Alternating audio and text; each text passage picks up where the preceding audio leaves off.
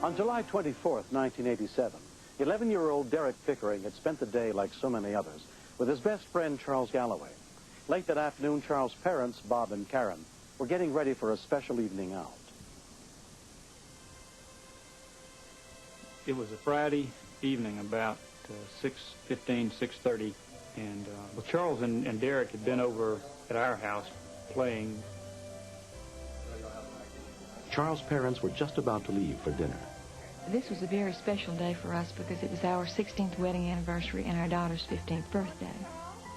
Derek and Charles were going to go over to Derek's house. The weather wasn't real great, and they wanted to take Derek's dog home.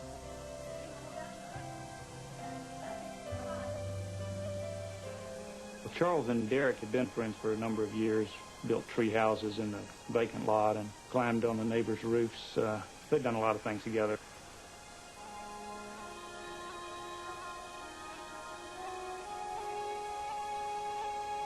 When the boys arrived at Derek Pickering's house, his parents were out, and only his 13-year-old sister Sean was home.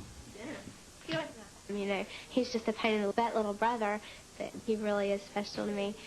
Mom says I should stay in. It looks like it's going to rain. And, of course, he never listens to anything I say, so he went straight back out.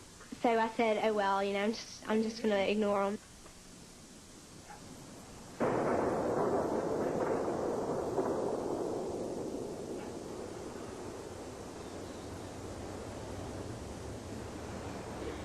I'm keeping my Ricky Jordan now. Okay. Traded 4 for him. 4 for him. Okay. What about 5? Let's go 5. big. No, you think.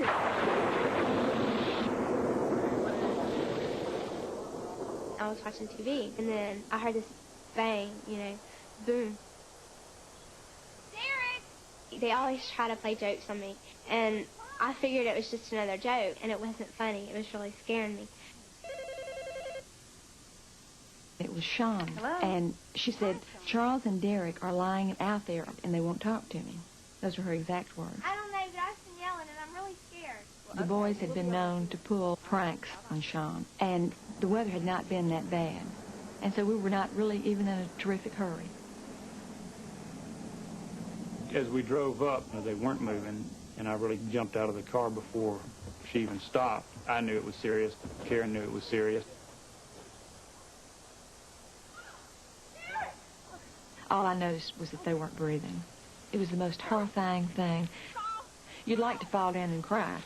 I was panicking like crazy, but I knew I couldn't. Is he breathing yet, Sharon? No, help Charles. He's not breathing yet. There wasn't any affirmative response from either one of them to our CPR. I felt like I was doing it right, but it was, something I had not done in 20 years. Sean came out, and I called her and said, Sean, call 911 and give them the address. Sean's call came in at 6:34 p.m. 911. Okay, let me get my medic on the line. The call was passed to dispatcher Ann Ford. Have you got it? Mobile medic. Have you got it anywhere? All right. Where at, ma'am? Oh, honey, creep, please. Wait, say the street again, honey. Oh, honey, creep, please. All right. What's the problem? Honey, my brother is struck by lightning. A respiratory therapist who lived nearby rushed over to help. Okay, ma'am, what's your name? Sean Pickering. Okay, Sean, I'll have an ambulance on the way. Okay. Rescue kid respond to a child has possibly been struck by lightning. Time out 1834. A Gulfport rescue unit immediately responded, but they had no idea how serious the situation was. En route, we were thinking, well, maybe a kid was plugging in the TV or something and just got a little shocked. I just felt like it was all my fault. If I would have made him stay in the house, then none of this would have happened. It had been nearly 4 minutes since the boys were struck by lightning.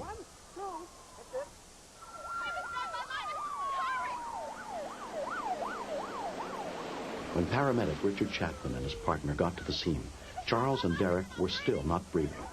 It was 2-minute response time. On our arrival, we pulled up, and there was not one but 2 children. And it was more or less a nightmare. I've been to mass casualty incidents, and nothing had ever prepared me to see two small children lying there basically dead. You could see burns to their neck area. You could smell the singed hair. It was a smell you never forget. I had this terrible feeling in the pit of my stomach. The one boy had a heartbeat, but was not breathing on his own. The other boy was clinically dead in the sense that he didn't have a heartbeat and he was not breathing. I was just holding on to Karen, and I guess that was the first time I had maybe allowed myself to think that he might not live. I was thinking, this is not happening to me on my anniversary and my daughter's birthday. Okay, we have pulse over here. Okay, hyperventilating. Shortly after intubating them, the second boy developed a heartbeat, so now we had two children in respiratory arrest. Rescue Kent headquarters, send me an engine company. Also advise more medics to send 2 ambulances and another paramedic. We need more advanced life support. I saw them like taping stuff to Derek and giving him shots and stuff. And when I thought about him dying and, you know, not having anyone to fight with anymore or to call names, I started crying.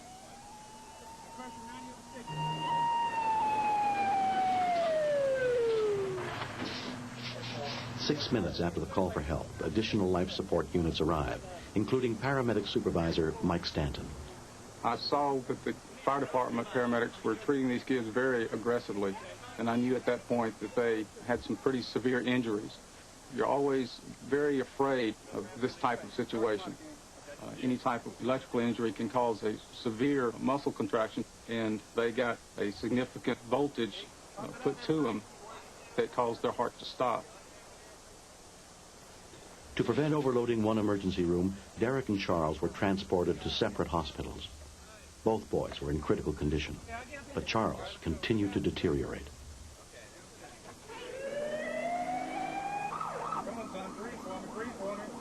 En route to the hospital, he began to posture, which is usually a sign of some significant brain injury.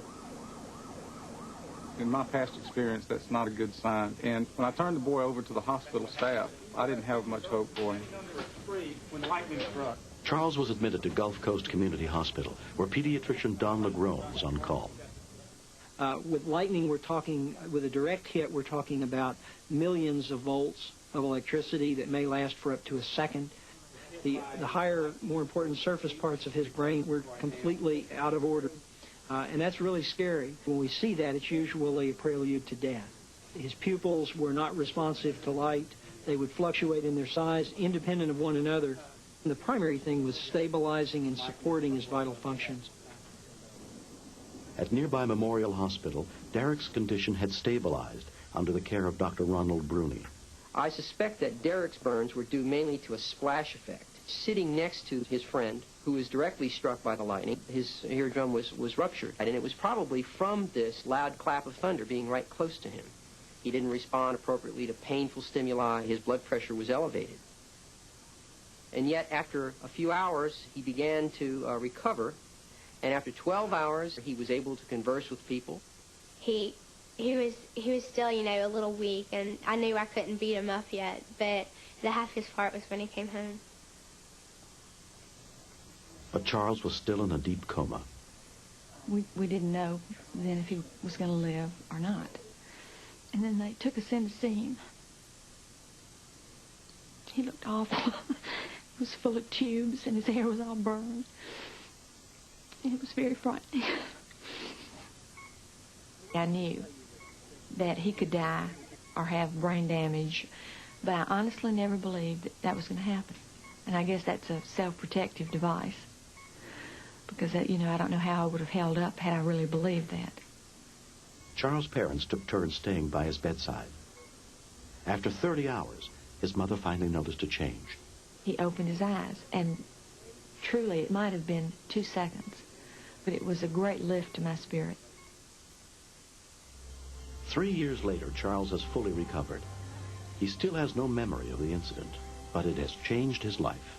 My relationship with my family and parents became, I believe, a lot closer because after all that I'd heard about all the stories and all the things they had done for me, I realized that how much they really cared for me.